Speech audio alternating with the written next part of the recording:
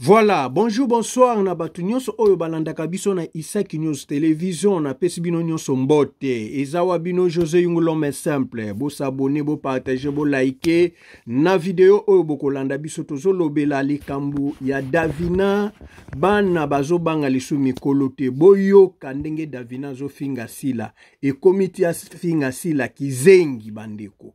Ata okomi riche, ata okomi muto yo osangisi mbongo nyonso ya Congo.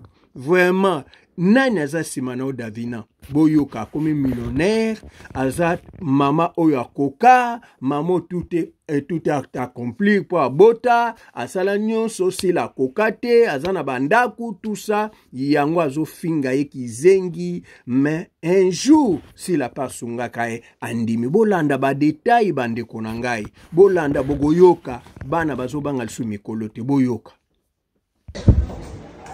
Maman millionnaire. Comment tout est accompli. Maman millionnaire. La reine des abeilles. Ma maman Sila. Pardon? Ma maman Sila. Machero basale la congolais. Les hommes machero basale la cassata. Non, et qui quand même bénisse congolais. Elle nous a dit qu'elle était notre maman. C'est la magie. Donc elle nous a pas laissé depuis ma camina chauffée Bandaki jusqu'à la fin. Elle est toujours avec nous. Maman Sila Bandaki côté quand même voiture n'est aussi quand même. Pardon? Parce que maman Sila Bandaki côté quand même voiture n'est aussi quand même. Pardon? Oui.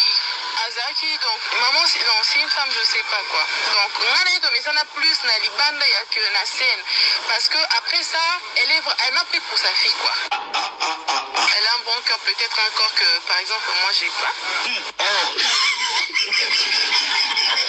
Elle a un bon cœur. Elle sait donc avec vous à Kabila vous imaginez que bon à gros Kabila tam d'autres poto. Comment ça Congola ça m'appelle. Suko muto aboye Davina ozo finga ye kizengi. Ah, Congolais. Ata reconnaissance moi muke et pas maman asale lo bongo ozo finga kizengi. Respect za lisusu te, et komi vraiment likambo ya kokamwa na Congo bana mike bazo banga lisu mikolo te. To ebite qui est derrière toi Davina. To landa ko finga o Davina a fingi sila boyo kabino moko bande konangai.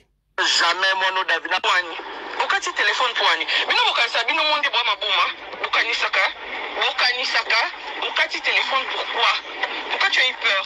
Et à qui ça y est, à l'inga douche te ya ngana obenga douche ka siko.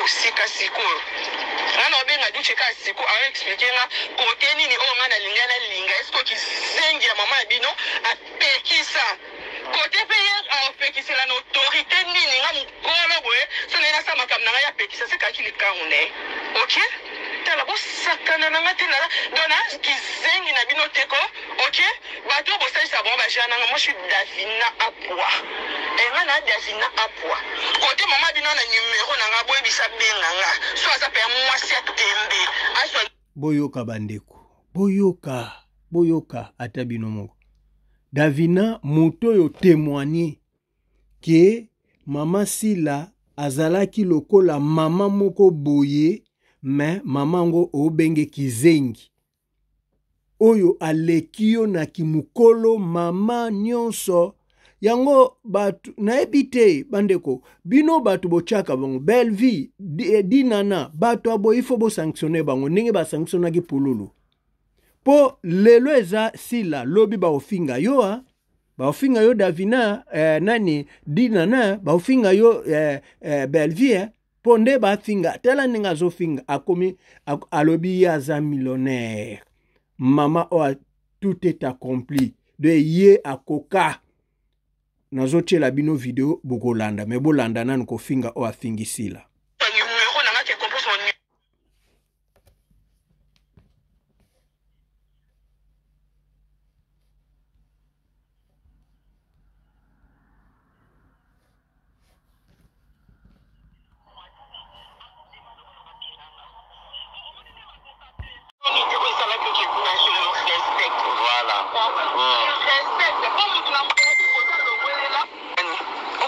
téléphone poani. Bino bokanisa bino monde boa mabuma. Bukanisaka. Bukati téléphone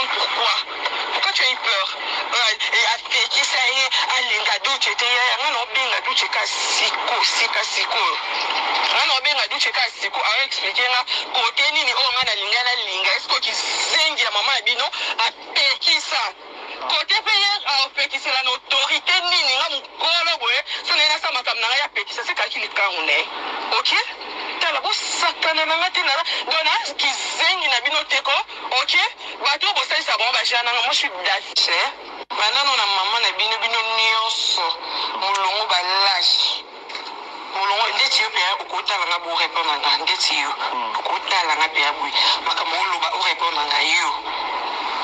Vous êtes dans une école de lâche.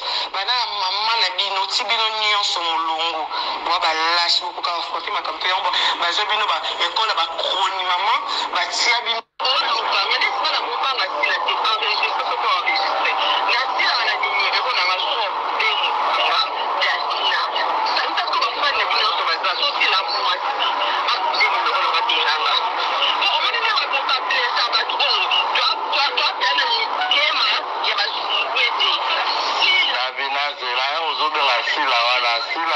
C'est ta grande sœur Adana Mukolo na Oyebi.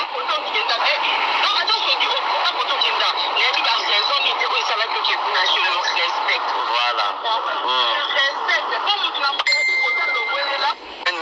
Okati téléphone poani. Bino mokasa bino monde boa maboma. Bokanisaka.